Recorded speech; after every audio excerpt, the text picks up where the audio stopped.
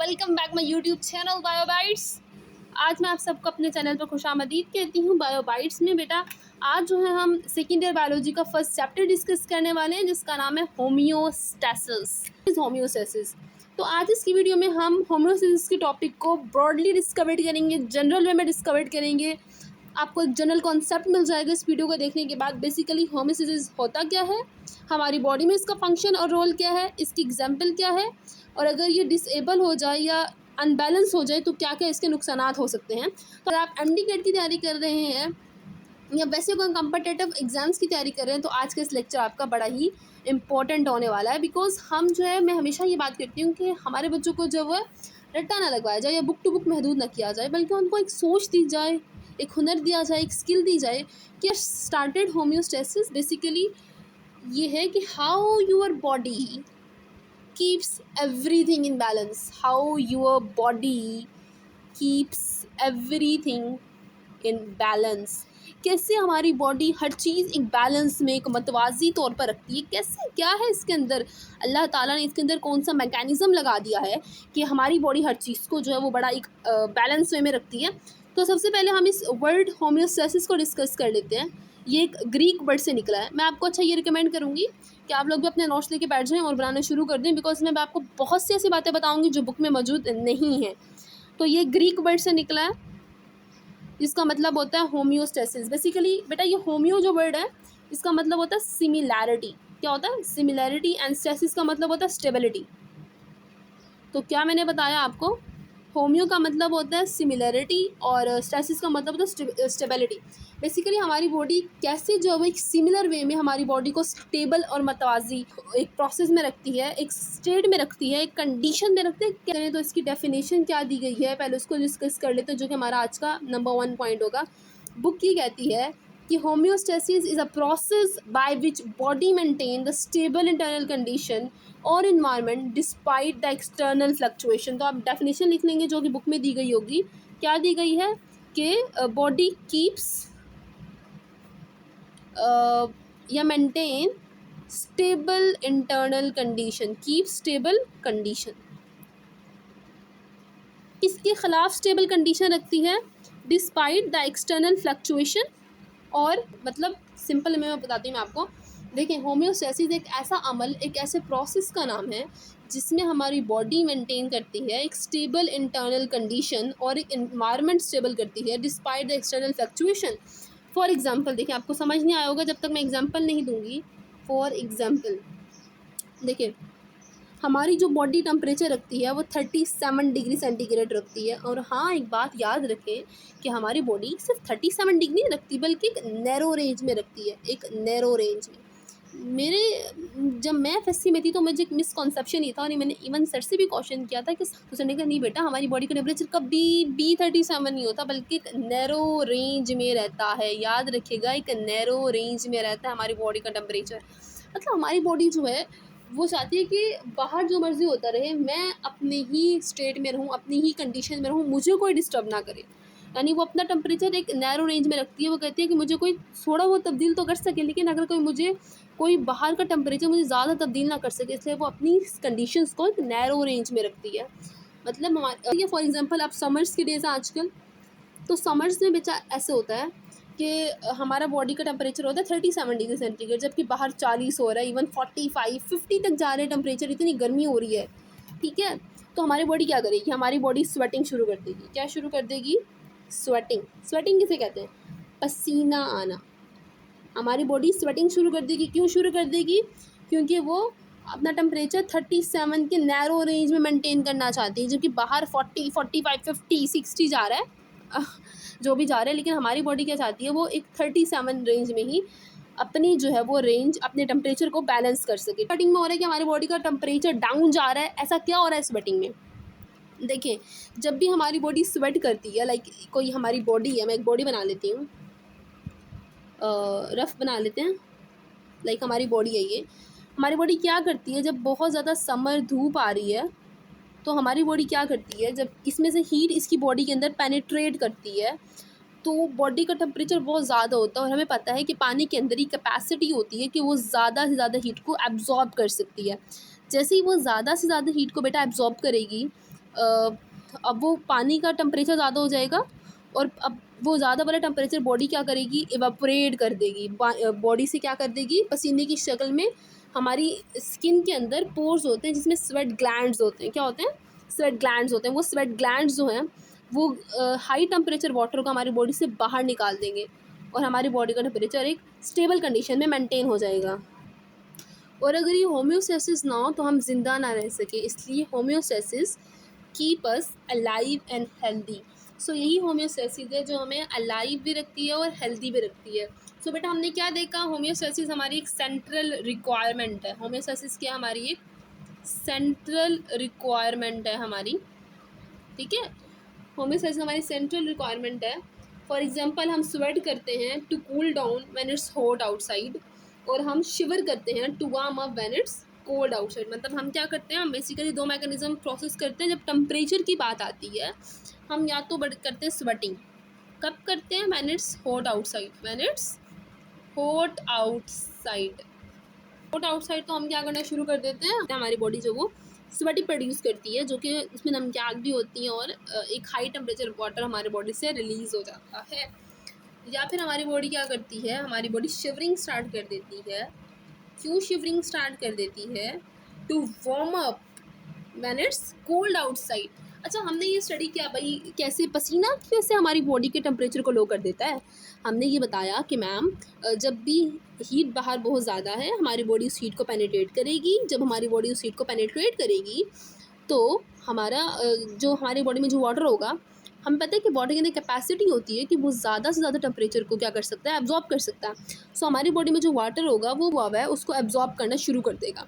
अब हमारी बॉडी पानी जो है वो हीट को एब्जॉर्ब कर रहा है। जब पानी हीट को एब्जॉर्ब करेगा तो उसका टेम्परेचर हाई हो जाएगा, और जब वो हाई हो जाएगा तो वो बॉडी से जो है वो स्वेट ग्लैंड के थ्रू बाहर निकल जाएगा और हम देखेंगे हमें बड़ा गीला गीला फील होगा, जो कि हम कहते हैं कि पसीना आ गया।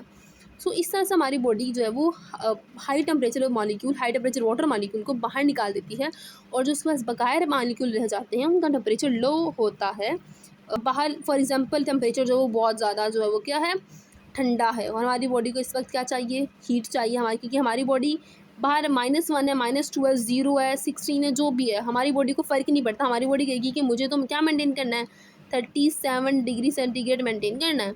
तो वो कैसे मेंटेन करेगी, वो हमारी बॉडी शिवर करती है। तो हम देखते हैं एक हम गूस बम्प अपनी बॉडी पर मेंटेन करते हैं, गूस बम्प, ठीक है। गूस बम्प बेसिकली क्या होता है कि रोंगटे खड़े हो जाना, यानी हमारे जो हेयर्स होते हैं हमारी बॉडी के अंदर ये खड़े हो जाते हैं, और जब ये खड़े हो जाते हैं तो हम कहते हैं कि हमें क्या आ गया, गूस बम्प आ गया। अच्छा, गूस बम्प क्या करता है बेसिकली, जब हमारे तला ने ना हमें बाल दिए हैं हमारे बाजू पे, मैमल्स की खसूसियत ये होती है कि उनकी थ्रू आउट बॉडी पर क्या होते हैं, हेयर्स प्रेजेंट होते हैं। ये one of the characteristic of mammals है बच्चे, ठीक है। जब कि वो हेयर्स जो है वो सीधे खड़े हो जाते हैं। जब वो हेयर सीधे खड़े हो जाते हैं तो जो हवा होती है माहौल के अंदर वो उनके अंदर जाके स्टिल हो जाती है, खड़ी हो जाती है। अब हवा जो है वो हमें पता है एक इंसुलेटर है। इंसुलेटर क्या होता है, जो कि ना हीट को अंदर आने देता और ना बाहर आने देता। अब हीट है ना, अब वो क्या हो गई है, एयर जब हमारे बालों के दरमियान आ गई है तो वो स्टिल हो गई है, तो हमारी बॉडी के अंदर नहीं जा पाएगा, और हमारी बॉडी जो है वो एक वार्म एयर को ट्रैप कर लेगी, जिससे हमारी बॉडी जो है वो टेम्परेचर कम हो जाएगा। अच्छा, शिवरिंग, ये तो गूस बम्प हो गया। शिवरिंग से क्या होता है, जब हम कम कपा रहे होते हैं, हम बेसिकली अपने ब्लड वेसल्स को जो बेसिकली क्या करते हैं, हम कंस्ट्रिक्ट कर देते हैं। कंस्ट्रिक्ट जब हम अपने ब्लड वेसल्स को कर देते हैं तो जो अब हीट का लॉस और गेन है हमारी ब्लड वेसल्स से वो भी कम हो जाता है। अगर डायलेट कर देंगे तो क्या हो जाएगा, हमने ये देखा कि हमारी बॉडी हमारे टेम्परेचर को लो कैसे करती है, दो तरीक़ों से लो करती है। एक हमारी बॉडी क्या करती है, ये तो गूस बम्प बना लेगी, लो टेम्परेचर को करने के लिए क्या करेगी, या तो वो गूस बम्प बना लेगी या फिर क्या करेगी, वेजो कंस्ट्रिक्शन। वेजो कंस्ट्रिक्शन क्या होता है मेरा बच्चा, ब्लड वेसल का सिकुड़ जाना। ब्लड वेसल को सिकुड़ जाने को हम क्या कहते हैं, वेजो कंस्ट्रिक्शन। अब क्या होता है ब्लड वेसल, हमारी ब्लड वेसल में हमें पता है कि ब्लड फ्लो करता है, ब्लड फ्लो करता है। जब ब्लड फ्लो करता है तो कुछ हीट निकल रही होती है और कुछ हीट आ रही होती है, और हमें ये पता है कि जो हीट का लॉस और गेन है, हीट का जो लॉस और गेन है वो उसके क्रॉस सेक्शन एरिया पर मैटर करता है, क्रॉस सेक्शन एरिया, ठीक है। अब जब मैं इसका क्रॉस सेक्शन एरिया पतला सा कर दूंगी, सुखाड़ दूंगी इसको, सुकड़ दूंगी, सो क्या होगा, जो हीट का लॉस और गेन है वो भी क्या हो जाएगा, मिनिमम हो जाएगा, मिनिमम। क्योंकि जब एरिया ज़्यादा था तो ज़्यादा हीट लॉस और गेन हो रही थी। अब एरिया क्योंकि छोटा हो गया तो जो हीट का लॉस और गेन है वो भी कम हो जाएगा। ठीक है, अच्छा जी, तो ये होम्योस्टैसिस की था कि हमारी बॉडी की एग्जांपल्स थी। बेसिकली थोड़ा टाइम लग गया इसको डिस्कस करने में, क्योंकि इसमें हमने थोड़ा डिस्कस किया कि बच्चों को पता चले यार कि कैसे जो है वो अगर स्वेट हो रहा है तो कैसे बॉडी जो है वो टेम्परेचर को निकाल रही है, कम कर रही है, स्टेबल कर रही है, और अगर बाहर अगर कम हो गया लाइक -1 हो गया, -2 हो गया, तो कैसे 37 जो काफ़ी बड़ा टेम्परेचर होता है -1 -2 में, वो कैसे मेंटेन कर रही है। वो बहुत सारे प्रोसेस को साथ स्टिमुलेट कर देती है। वो गूज बम भी बना रही है, वो ब्लड वेसल को भी कंस्ट्रिक्ट कर रही है। अच्छा जी, चलिए समझ आ गया होगा आपको कि क्या बेसिकली कैसे हमारी बॉडी के टेम्परेचर को कम या ज़्यादा करती है। अब हम कुछ और टर्म्स को डिस्कस कर लेते हैं जो कि बुक्स में नहीं दी गई। मैं अगेन ये कह रही हूँ कि आप लोग साथ साथ नोट्स बनाते जाएं। डिसीज़ की बात कर लेते हैं हम लोग। डिसीज़ बेसिकली, अब अगर ये दो प्रोसेस नहीं हो रहे तो क्या होगा, डिसीज़ हो जाएंगे। यानी हमारी बॉडी का जो सेंट्रल मेटाबॉलिज्म, हमारी बॉडी का जो सेंट्रल कंट्रोल सिस्टम है वो डैमेज हो जाए। अगर ये ना हो तो ज़िंदगी का निज़ाम बिगड़ जाए। अच्छा, अगर मैंने आपको कहा डिसीज डिस्कस कर लेते हैं। अगर हमारी बॉडी का जो कंट्रोल सिस्टम जो है, वो कंट्रोल सेंटर जो है वो डैमेज हो गया तो क्या होगा, हाइपरथर्मिया हो जाएगा या हाइपोथर्मिया हो जाएगा। क्या है ये बेसिकली हाइपरथर्मिया और हाइपोथर्मिया? हाइपर का मतलब होता है हाई। क्या मतलब होता है इसका? मतलब होता है हाई। एंड सिमिलरली हाइपो का मतलब होता है लो। या तो हमारी बॉडी जो है वो एक्चुअल 37 डिग्री सेंटीग्रेड से हाई हो जाएगी, यानी उसका टेम्परेचर जो है वो अब क्योंकि वो मेंटेन नहीं कर रही, 37 मेंटेन नहीं कर रही, तो हमारी बॉडी में एक डिसीज़ हो जाएगी जिसे हम कहेंगे हाइपरथर्मिया। यानी हमारी बॉडी का टेम्परेचर जो है वो बहुत ज़्यादा रहता है हमारे एक्चुअल टेम्परेचर से। या फिर किसी बंदे को हाइपोथर्मिया हो जाएगा, यानी उसका बॉडी टेम्परेचर लो हो जाएगा इस एक्चुअल टेम्परेचर से। ये दो डिसीज़ हैं जो कि मुझे लगता है कि आपको बताना बहुत ज़रूरी है, जो कि बुक वाले ने डिस्कस नहीं की। देख लेते हैं, अगर इनबैलेंस हो जाता है होम्योस्टैसिस के अंदर तो हमें डिसीज़ हो सकती हैं। कौन कौन सी डिसीज़ कॉमनली हैं जो कि लोगों को देखने में मिलती हैं जब उन्हें ये दो डिसीज़ हो जाती हैं। ठीक है, इम्बैलेंस अगर हो गया होम्योस्टैसिस के अंदर, क्या हो गया, इम्बैलेंस हो गया। इम्बैलेंस जब हो जाता है हमारी बॉडी के अंदर तो हमें डिसीज़ होना शुरू हो जाती हैं। कौन कौन डिसीज़ हो जाती हैं? लाइक हमें हो सकता है डायबिटीज़ मेलाइटिस हो सकता है, जिसमें हमारी बॉडी का जो ब्लड शुगर लेवल है, अब देखिए सिर्फ टेम्परेचर की बात नहीं करी, ये होम्योस्टैसिस का एक पहलू था जिसमें हमने टेम्परेचर को डिस्कस किया। होम्योस्टैसिस बेसिकली हमारी बॉडी की हर एक कंडीशन को, वो ब्लड शुगर ले लें आप, वो टेम्परेचर ले लें, वो हमारा या वाटर कंसनट्रेशन ले लें, कुछ भी ले लें, हमारी बॉडी ने हर एक चीज़ को मेंटेन रखना है।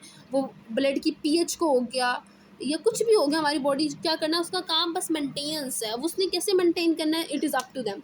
अगर वो अल्लाह ना करे किसी का होम्योस्टैसिस वर्क नहीं कर रहा तो उसको डिसीज़ होना शुरू हो जाएंगे। लाइक अगर ब्लड में जो शुगर लेवल है वो एक स्पेसिफिक हद तक रहता है, अब होम्योस्टैसिस नहीं हो रहा तो वो बढ़ जाएगा, तो उसको डिसीज़ हो जाएगी डायबिटीज़, जिसको हम डायबिटीज़, फुल नेम साइंटिफिक है diabetes insipidus and diabetes mellitus. इसको भी इंशाल्लाह हम अपने आने वाले लेक्चर्स में डिस्कस करेंगे। सेकंड अगर हमारी डिसीज़ हो सकती है हाइपरटेंशन। हाइपरटेंशन जिसमें हमारी बॉडी का जो ब्लड का प्रेशर होता है जो कि मेंटेन में रहता है वो हाई हो जाता है, या फिर हमें हाइपोथायरॉयडिज्म हो सकता है। अब बेसिकली ये भी मैंने एक चंद एग्जांपल लिया, कुछ भी हो सकता है, कोई भी चीज़ आप में बैलेंस करके देख सकते हैं। ये क्या होता है बेसिकली, हाइपोथायरॉयडिज्म में हमारे पास जो हमारा थायराइड ग्लैंड जो हार्मोन बनाता है वो जो है उसकी बैलेंस हो जाती है। यहाँ पे हाइपो मतलब वो कम नहीं करता है। हाइपो का मतलब जैसे मैंने हाइपरथर्मिया और हाइपो और हाइपर जो है वो बड़ी जनरल टर्म्स है जो आपकी बुक में कंटिन्यूसली यूज़ हो रहे हैं, जो आप इसका मतलब समझ लें। जहाँ पर भी वर्ड हाइपर आ जाए, लाइक यहाँ पे मैं लिख देती हूँ आप लोगों की आसानी के लिए बच्चा, जहाँ पे भी वर्ड हाइपर आ जाए तो उसका मतलब होता है हाई। क्या होता है उसका मतलब? हाई। और जहाँ पर भी हाइपो वर्ड आ जाए उसका मतलब होता है लो, मतलब something is decreasing and something is increasing. तो जल्दी जल्दी हम अपने लेक्चर को कंप्लीट करते हैं। होप है कि आपका लेक्चर समझ आ रहा होगा। कोई भी डाउट हो बेटा आप कमेंट सेक्शन में आके पूछें, इंशाल्लाह आपके जवाब का मैं आपके मैसेज का रिप्लाई कर दूँगी। अब हम टाइप्स देख लेते हैं होम्योस्टैसिस की। क्या टाइप्स हैं? 3 टाइप्स हैं जो आपकी बुक में डिस्कस कर दी गई हैं। एक को हमने कहा है जी ओस्मो रेगुलेशन, जो है मेरा बच्चा वो है thermo regulation,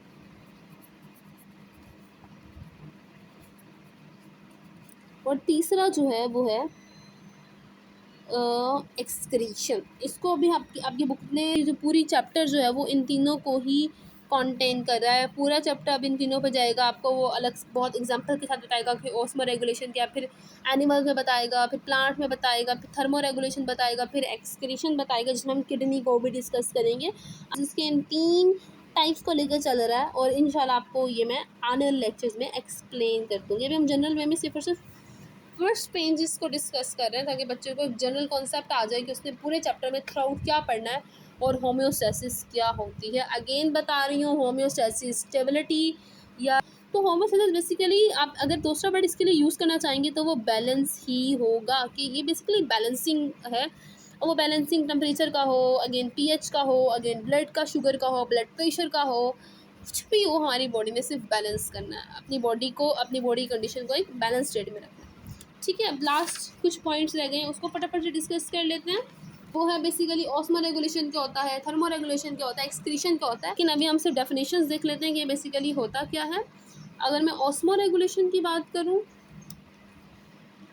so osmoregulation is maintenance amount of water. ये क्या करेगा, मेंटेन करेगा वाटर को, साल्ट्स को इन द बॉडी फ्लूइड्स। किसमें, ये बड़ा इंपॉर्टेंट है, बॉडी फ्लूइड्स के अंदर हमारे जो है वो वाटर को और साल्ट्स के मेंटेनेंस को हम ऑस्मो रेगुलेशन में डिस्कस करते हैं। यानी जब भी हम वाटर और साल्ट को मेंटेन करेंगे तो हम कहाँ पढ़ेंगे, ऑस्मो रेगुलेशन को पढ़ेंगे। ठीक हो गया। जब भी हम जो है, अब थर्मो रेगुलेशन क्या है, अगेन थर्म यहाँ पे टेम्परेचर को कहते हैं, खुद बता रहा है कि रेगुलेशन का मतलब मेंटेनेंस। तो थर्मो रेगुलेशन क्या हुआ, जब भी हम इंटरनल बॉडी टेम्परेचर को with in a tolerable range, tolerable range ये वर्ड लिख लेती मैं, टॉलरेबल रेंज। ठीक है, हमारी बॉडी के टेम्परेचर को एक, जिसमें हमारी बॉडी बर्दाश्त कर सके, उस रेंज में रखने को थर्मो रेगुलेशन कहते हैं। And excretion basically nitrogenous waste के रिमूवल को कहते हैं, नाइट्रोजिनस वेस्ट के रिमूवल को कहते हैं, क्या कहते हैं, एक्सक्रीशन। सो हमने ऑस्मो बेसिकली यहाँ पे ओस्मो का वर्ड ही क्या होता है, वाटर और साल्ट्स के लिए यूज़ होता है। तो याद रख लेना, ओस्मो मतलब वाटर एंड साल्ट, थर्म मतलब टेम्परेचर, एक्सक्रीशन मतलब निकलना किसी चीज़ का, मतलब वेस्ट का निकलना, रेगुलेशन रेगुलेशन रेगुलेशन मतलब उसको रेगुलेट करना, मतलब होम्योस्टैसिस। सो बच्चे, आज का हमारा वीडियो हो गया एंड होप है कि आपको आज का लेक्चर बहुत अच्छे से समझ आया होगा। अगर कोई भी आपको क्वेश्चन है तो आप कमेंट सेक्शन में आ सकते हैं। अच्छा, मैं आपको लास्ट में कुछ टिप्स बता दूँगी, कुछ बातें बताना चाहूँगी कि जो आपकी एफएससी की बायोलॉजी बिल्कुल भी मुश्किल नहीं है, बस आपने अपने कॉन्सेप्ट्स क्लियर रखने। इंशाल्लाह आपको एमडी गेट में अक्सर मैंने बच्चों को देखा कि एफएससी में बड़े हाई मार्क्स ले लेते हैं वो, लेकिन जब एमडी गेट की बारी आती है तो उनके कॉन्सेप्ट्स क्योंकि क्लियर नहीं होते तो उनके एमडी गेट में एक अच्छा स्कोर नहीं आ पाता। तो मैं आपको शुरू से ये कहूँगी कि अपने कॉन्सेप्ट्स को क्लियर रखें और अपनी जो है वो पावर को रखें।